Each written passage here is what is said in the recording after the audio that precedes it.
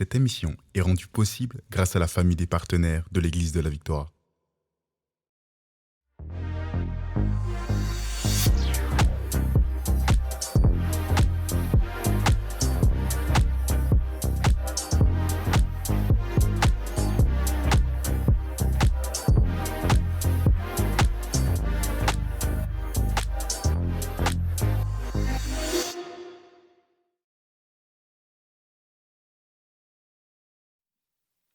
Bonjour à tous et bienvenue dans La Victoire d'aujourd'hui, votre podcast pour réussir tous les jours et dans tous les domaines. Et oui, c'est ambitieux, mais c'est possible. Et j'ai la chance, la grâce d'être avec Lifa. Salut Lifa. Salut Emma et bonjour à tous, vous tous qui êtes connectés avec ce merveilleux podcast. Aujourd'hui, effectivement, on vous donne des clés pour réussir dans tout. Et aujourd'hui, on veut parler de mentorat. Si vous avez à cœur d'accompagner quelqu'un et précisément d'accompagner votre compagnon, votre conjoint, vous êtes vraiment connectés au bon podcast. C'est vraiment ça. En fait, le truc, c'est que quand on se marie, Dieu nous donne notre aide semblable, notre vis-à-vis. Et c'est vrai qu'on ne se rend pas forcément compte, peut-être à cause de la culture de chacun, peut-être à cause de ça, on pourrait croire que c'est à l'homme de faire telle chose et à la femme de faire de soutenir, par exemple, ou inversement. On a comme ça des idées reçues, mais nous, on croit réellement, en fait, que c'est plus, on est un soutien l'un pour l'autre, et on peut porter les rêves de l'autre, on peut soutenir, et puis il y a des saisons aussi. En tout cas, nous, on l'a vécu dans notre vie, il y a eu des saisons où ça a été plus toi qui as porté mes rêves, qui m'a encouragé, mais c'est même pas simplement porté, hein. C'est vraiment des actes très concrets de semer en moi, semer dans mes aptitudes, etc., dans mes dons. Puis il y a un temps où c'est quelqu'un, où c'est toi, où c'est moi qui l'ai fait.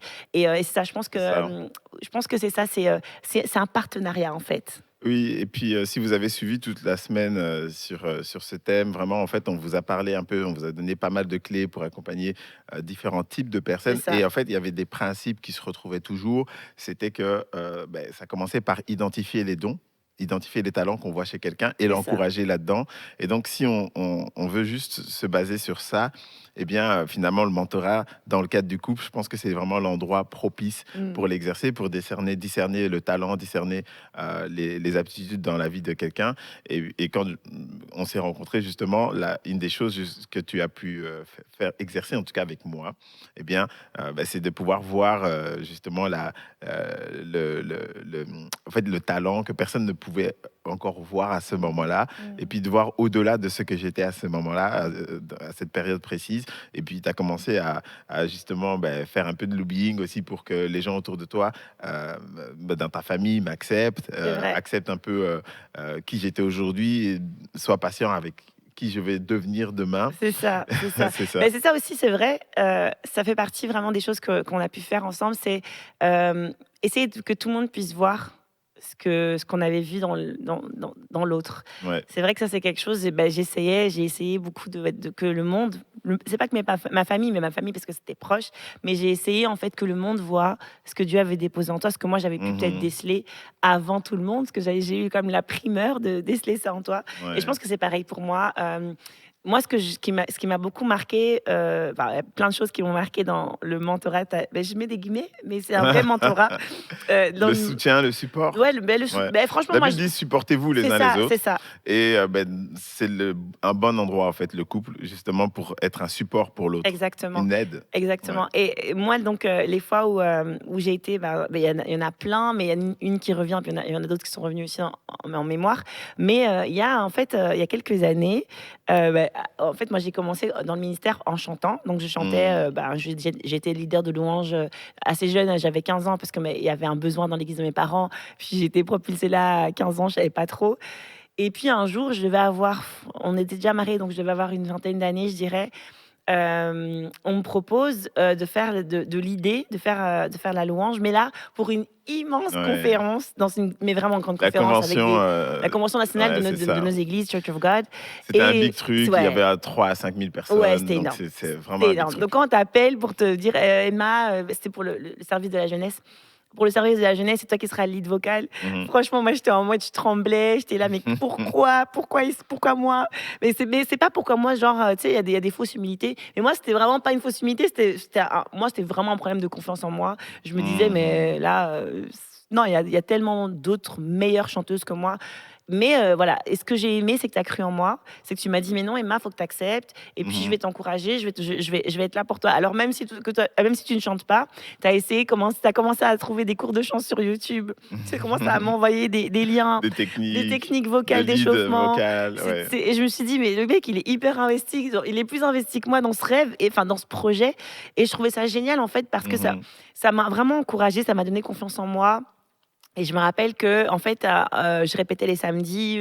Bref, tu prenais sur ton temps pour venir à ces répétitions.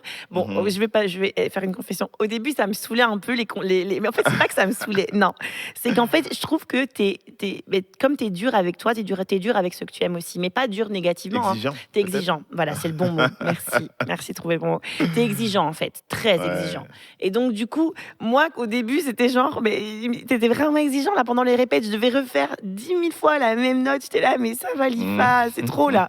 Mais en même temps, moi, je trouve que c'est une poursuite de l'excellence. Donc sur le coup, le premier temps, c'est difficile. Parce que tu te dis, bah, franchement, il est trop dur. Mais en fait, vraiment, bah, je te remercie parce que ça m'a vraiment poussé vers le haut. Ça m'a amené vers l'excellence. Et bah, le jour où je me suis présentée devant cette immense congrégation, bah, j'étais prête. J'étais prête parce que bah, déjà, tu m'avais drillé, rodé. Mais j'étais prête. Et puis, je me sentais. Puis, tu étais assis juste devant. Et j'étais capable de te regarder juste toi. Et de me dire, bon, je vais regarder lui. Il y a Dieu, je fais pour Dieu, c'est sûr. Mais lui, bah, ça me rassure sa présence. C'est ça. Et c'est ça. Donc ça, c'est vraiment des choses qui m'ont beaucoup marqué. Bon, il y a plein de choses, mais c'est toi qui m'as appris à conduire. Je suis désolée de le dire. J'ai pas honte de le dire. C'est toi qui m'a. Alors peut-être que tu as honte vu que je conduis pas super bien. Est-ce que tu as honte de ton élève? Bon, l'élève ne dépassera jamais le maître, c'est certain. Mais chaque fois que je conduis et qui était en passager. J'ai essayé d'être un coach. J'ai essayé d'être coach pour toi. J'ai essayé d'être un moniteur. Bon, c'était très bien. Moi, je conduis super bien. En réalité, ouais, c'est ça qu'on va voir. En fait, c'est croire en fait en l'autre et puis alors s'investir aussi totalement en fait dans ces projets. Bon, j'ai pas d'aptitude pour le chant, mais je peux te motiver, je peux t'encourager, je peux faire des recherches pour toi, je peux t'aider dans des choses qui te feront gagner du temps. Et puis après, vraiment surtout offrir un support. En fait, c'est comme un peu ce que tu as fait pour mes études, parce que moi au départ, je partais plus sur l'idée d'arrêter après la secondaire, parce que j'allais sur un projet de footballeur professionnel. Et puis d'ailleurs, j'avais signé mon premier contrat. Donc c'est sûr que je partais plus sur l'idée d'arrêter. Mais quand vraiment j'ai reçu la révélation de Dieu qu'il fallait justement aller dans le milieu de la justice, donc faire des études de droit pour devenir avocat, eh bien, ça a été challengeant pour moi, mais tu m'as encouragé. Et puis alors, une de tes manières aussi de m'encourager, c'était être certain que j'avais un lieu au fait pour pouvoir passer ce qu'on appelle le blocus. C'est la période qui précède les examens où on est enfermé à étudier. Et comme toi, tu allais étudier, je sais plus où encore. Dans un couvent. Tu avais trouvé un couvent, voilà, c'est ça. On était assez intense avec les études. On était fous. Qui fait ça? Qui va dans un couvent? Après, j'avais changé. Au début, c'était genre un espèce de couvent. Après, j'allais chez des personnes âgées qui vivaient dans la campagne. Et dans des endroits bien reclus. Ils n'avaient même pas Internet, ils n'avaient rien là. Et donc, c'était pour me forcer à étudier. Mais non, mais qui fait ça? C'était pour être sûr d'être coupé vraiment de la vie du monde. On prenait les études très au sérieux. Et donc, en fait, tu m'avais prêté en fait, ton studio où je pouvais justement donc, étudier. Parce que moi, à ce moment-là, je vivais encore chez mes parents. Là. Donc, au moins là, j'étais sûr aussi que je pouvais être un peu coupé de mes activités, de mon quotidien. Et donc, ça a été... après, chaque soir, on s'appelait, on se motivait, tu me disais courage. Et puis, ça a été une bonne session, en fait. Pour moi, j'avais réussi 3 examens sur 5. Vraiment, une première session à la fac, c'était quand même quelque chose d'intense. Mais ça a été ta manière aussi de me supporter, de voir que j'ai un lieu vraiment propice pour pouvoir étudier, pour pouvoir avancer dans ça. Donc, c'est vraiment ça le support là qu'on peut s'offrir dans le cadre du couple. C'est que on va essayer de trouver les aménagements. Je peux pas le faire à ta place, mais je vais essayer d'aménager ton confort, aménager ton quotidien pour que tu puisses justement aller au bout de cet objectif-là. Ouais, c'est vraiment ça. Et ce que je trouve beau en fait dans le couple, c'est que quand on se soutient l'un l'autre, il faut juste accepter le soutien que l'autre nous donne avec ce qu'il est, tu vois. Comme tu l'as très bien dit, tu sais pas forcément chanter, mais tu vas me soutenir là-dedans. Et puis avec ses forces aussi, avec ses faiblesses et ses forces. Ce que je veux dire, c'est que, comme je t'ai dit, toi, tu es très exigeant. Mais il faut l'accepter aussi, tu vois. Si j'accepte ton aide, j'accepte aussi l'exigence, tu vois ce que je veux dire. Je peux pas dire, mais j'ai accepté son aide, mais il exagère. Non, j'ai pris ton aide. Et au début, c'est pas facile, parce que comme j'ai avoué, ça me saoulait. Mais en vrai, j'ai accepté qui tu es. J'ai accepté, je t'ai épousée pour qui tu es. Je t'ai épousée avec cette exigence aussi. Je le savais, tu vois, c'était pas un secret que tu es une personne exigeante envers toi-même et envers ceux que tu aimes. Et tout ça pour dire aussi que, donc, on prend tes forces, mais on prend aussi tes qualités. Donc, moi, j'ai remarqué que dans les soutiens que tu m'apportes, c'est beaucoup des choses qui, moi, sont des faiblesses pour moi. Par exemple, je suis pas j'ai pas une très forte... je suis pas très forte en administratif. Je suis administrative là, mais toi, forcément, tu es avocat, donc c'est un level au-dessus. C'est-à-dire que quand tu fais un truc de pièce, un document, et je sais que quand j'avais pour rêve de reprendre... En fait, quand j'ai fini mon master de kiné, j'avais toujours un goût de... je peux faire plus. Et puis quand je soignais mes patients, j'avais toujours l'impression que j'étais capable de plus et je donnais de super bons diagnostics à mes patients. Voilà, et à chaque fois, les médecins confirmaient mes pensées. Mais donc, je me disais, je peux peut-être faire plus et aller vraiment vers de la médecine, soit générale ou soit spécialisée.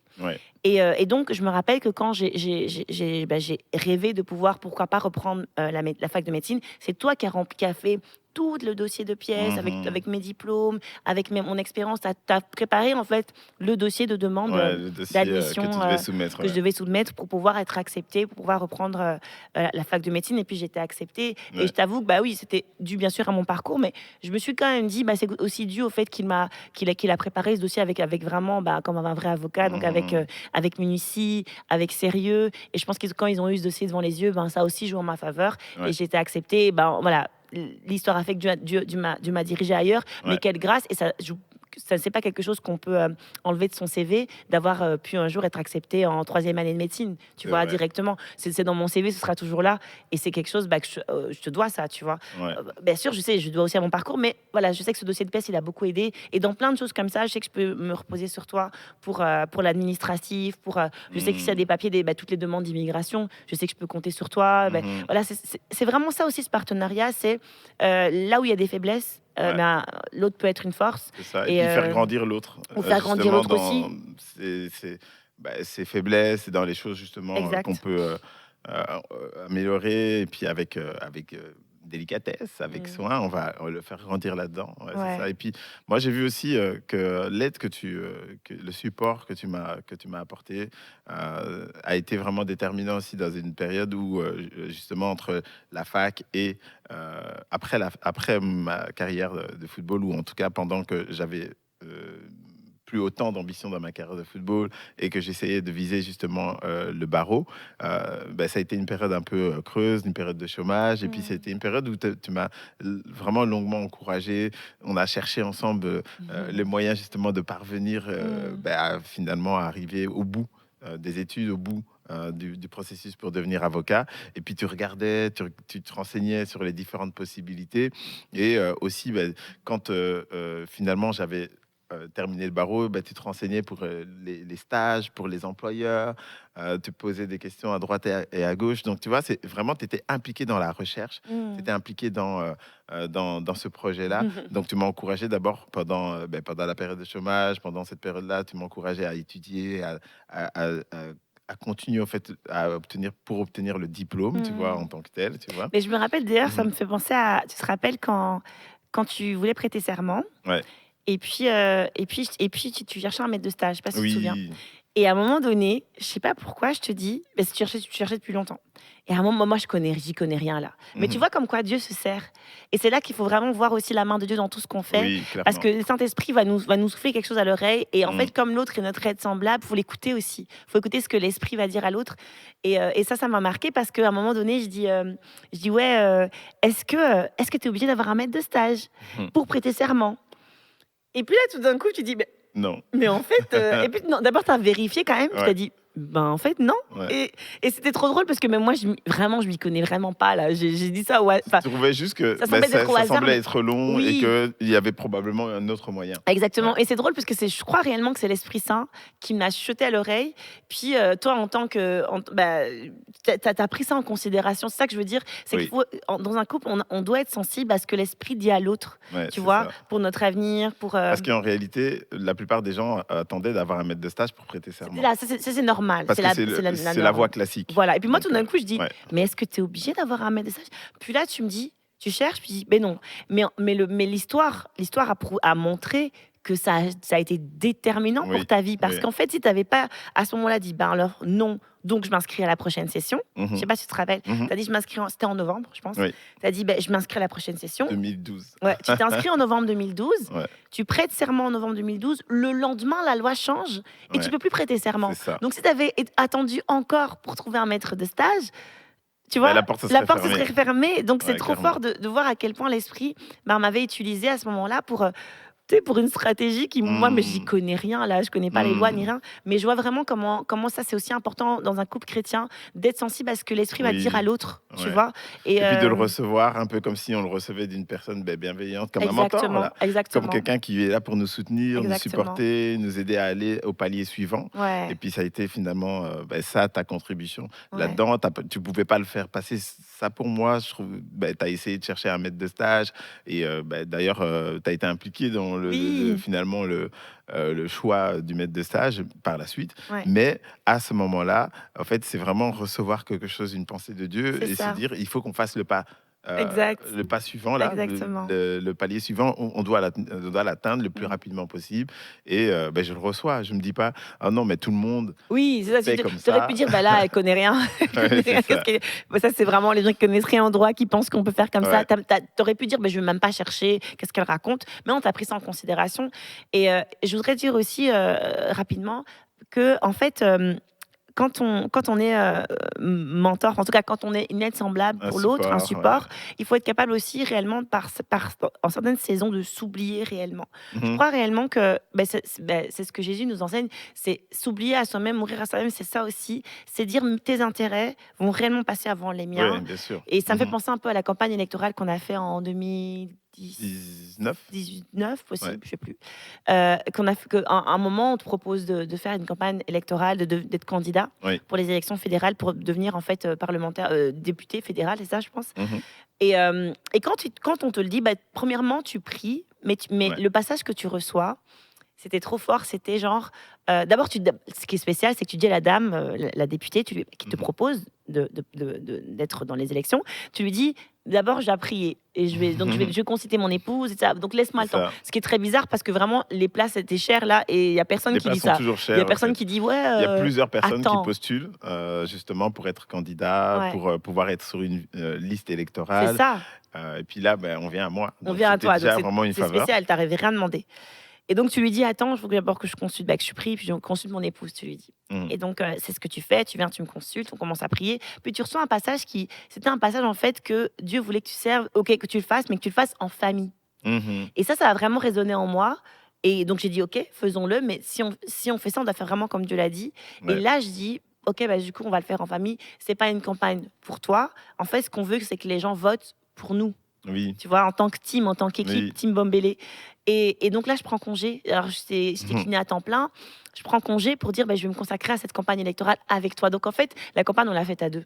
Partout, il y avait des meetings, partout, il y avait des n'importe quoi. On était ensemble. Les photos, tout. On avait des on avait fait ça très sérieusement. On avait fait ça sérieusement. On avait centré le projet autour de la famille, justement. Donc, on présentait notre couple. On parlait de comment, justement, aider à revaloriser les familles, à revaloriser également le budget familial, des choses pareilles. Les enfants aussi étaient au centre. Donc, c'est vrai que c'était merveilleux. En fait, trop bien. En fait, la stratégie que Dieu avait donnée, c'était la stratégie qu'on a mise en place. Donc, c'était non seulement le faire à deux, mais c'était aussi la stratégie de campagne, parler justement de la famille. Et c'est trop fort parce que moi, je garde un souvenir mémorable. J'ai trop aimé faire ça. Et pourtant, je pense on nous a dit assez tard que tu allais être sur les listes, ans. Donc, on a eu quelques mois seulement. Ouais. Je pense qu'on a eu 2 mois, si je me trompe Ouais, pas. tout peu plus. 2 mois. Vraiment. Et en 2 mois, bah voilà, donc du coup, moi, je dis à tous mes patients, je dis, je mets ma carrière sur pause pendant 2 mois déjà. Qui fait ça? Mais les patients le comprennent super bien. Ils comprennent que voilà, faut s'investir dans cette campagne. C'est une fois là, c'est maintenant, il faut le faire. Et puis, ce que j'ai vraiment aimé, moi, c'est le vivre cette campagne, aller d'endroit en endroit. Et puis, on parlait de notre foi, on était très à l'aise avec ça. Bien sûr. On mettait notre famille en avant. Mais j'ai aimé parce que c'était vraiment un truc familial. On a mis plein de gens qui ont rêvé avec toi, qui ont rêvé avec toi de ce rêve et tout ça. Et ce que j'ai aimé, c'est aussi le résultat. Parce que finalement, en 2 mois, un candidat comme ça, téléporté, je sais pas comment on pourrait dire, mais t'as fait les meilleurs résultats, un des meilleurs résultats de ton parti. Oui. Et après, on a appelé la députée pour dire c'est la plus belle campagne de ton parti. Et ça, on était tellement fiers de dire waouh, on a fait une campagne sans tâches, sans moquerie, sans bad, tu vois, trash talk ou quoi que ce soit. C'était juste beau et c'est un super souvenir. C'est quelque chose aussi qui a permis un peu d'aller briser un peu les codes, les idées préconçues en fait dans l'Église.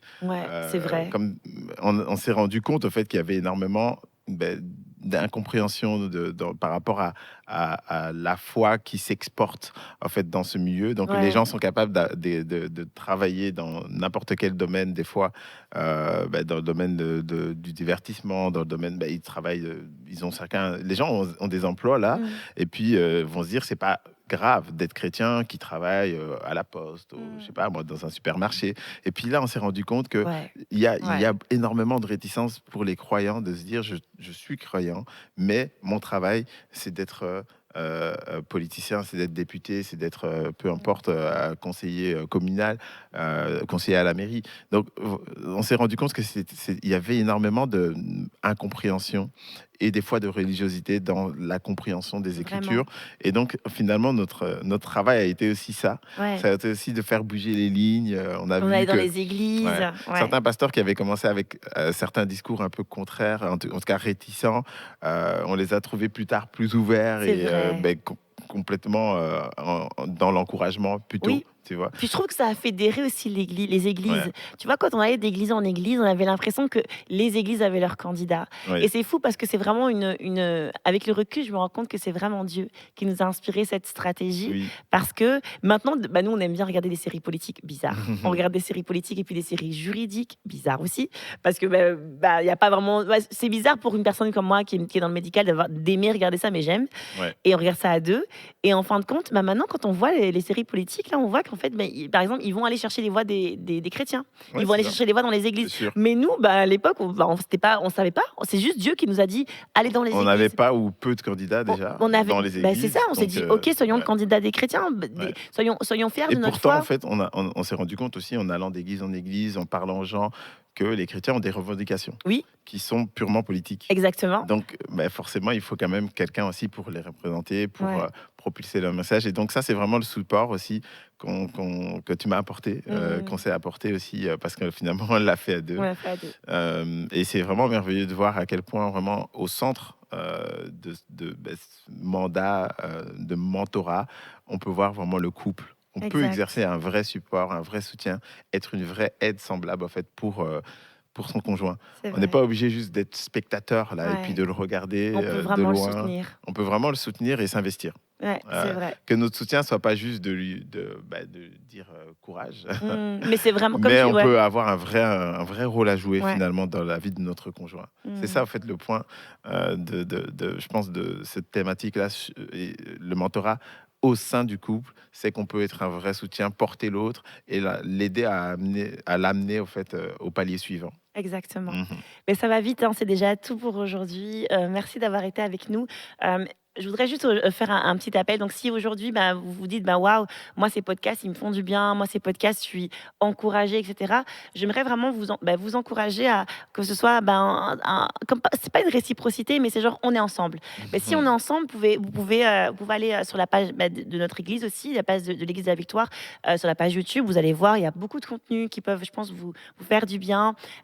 Si vous avez aussi des questions, nous, on aimerait aussi pouvoir prier pour vous. N'hésitez pas, vous pouvez m'envoyer un mail personnellement. Donc, c'est à emmanuel.bombele emmanuel@églisedelavictoire.com, donc emmanuel.bombele @églisedelavictoire.com. Puis si vous voulez nous suivre aussi, vous pouvez aller sur nos réseaux, sur lifa.emma sur Insta ou peu importe, allez nous chercher sur les réseaux, puis on se fera vraiment une joie d'apprendre à vous connaître, de connecter avec vous, de savoir aussi qui sont les personnes qui sont bénies par ce podcast. Donc voilà, n'hésitez pas donc à partager aussi à vos familles, à vraiment à parler de ça autour de vous, si en tout cas vous avez été bénis.